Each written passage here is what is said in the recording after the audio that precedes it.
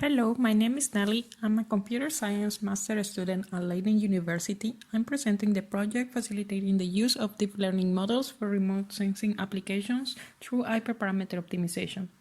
This work is a collaboration with my thesis supervisors, Dr. Mitra Brachi and Dr. Jan van Rijn from LIACS and Dr. Andreas Bolrad from ISA. Many different application areas can benefit from machine learning models extracted from satellite data. For instance, deep learning-based convolutional neural networks have so far shown promising results for remote sensing applications such as land cover classification. However, in practice, more traditional algorithms are often preferred due to the effort and expertise needed to achieve good results. One of the challenges of applying deep learning is to decide which values should we use for the hyperparameters. These decisions can be made in a data-driven way with the use of automated machine learning (AutoML). AutoML is the process of automating the different stages of a machine learning pipeline. It provides methods and processes to make machine learning available for non-machine learning experts. The most common and most developed task is to automatically set hyperparameters to optimize the performance of an algorithm for a given dataset. While using deep learning, we need to select the batch size and the number of epochs for training the model. There are also different optimizers and each one has its own parameters. During the design of a CNN, we can also choose between different sizes for the filter of kernel and different activation functions. If we want to use max pooling or average pooling to reduce the size of the input image and so forth. All those decisions can create a barrier for non-experts on the field.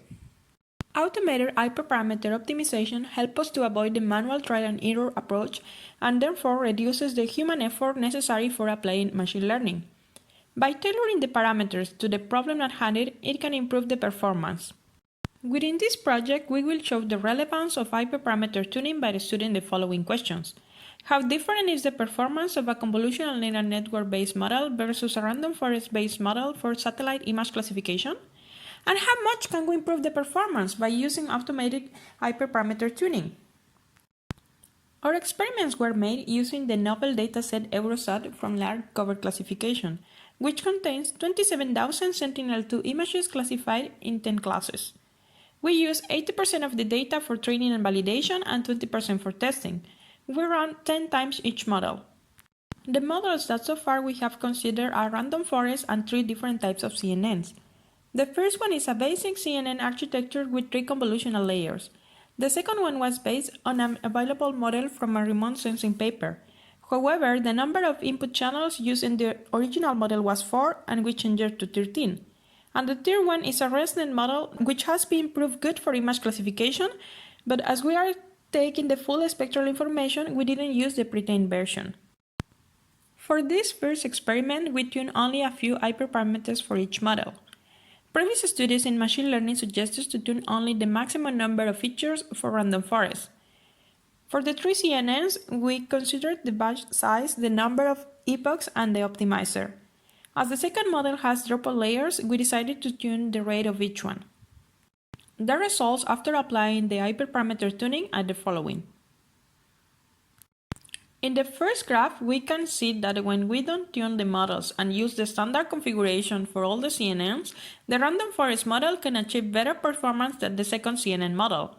But when we apply some hyperparameter tuning, we can see that all CNNs outperform the results of the random forest approach. Another important corroboration was that random forest doesn't vary much, but for deep learning approaches, the performance can be strongly affected by the setting of their hyperparameters. This is the confusion matrix of the random forest model. And this one is for our best performed model.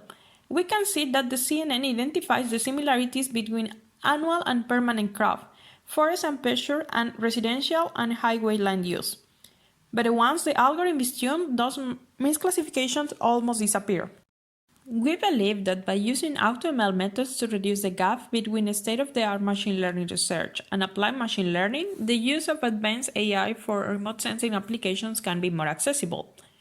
Therefore, we will try this approach with more datasets, models, and parameters to then analyze which hyperparameters are more important. With that, we can make the hyperparameter optimization process for remote sensing more efficient and gain a better understanding of the good performed models. Thank you.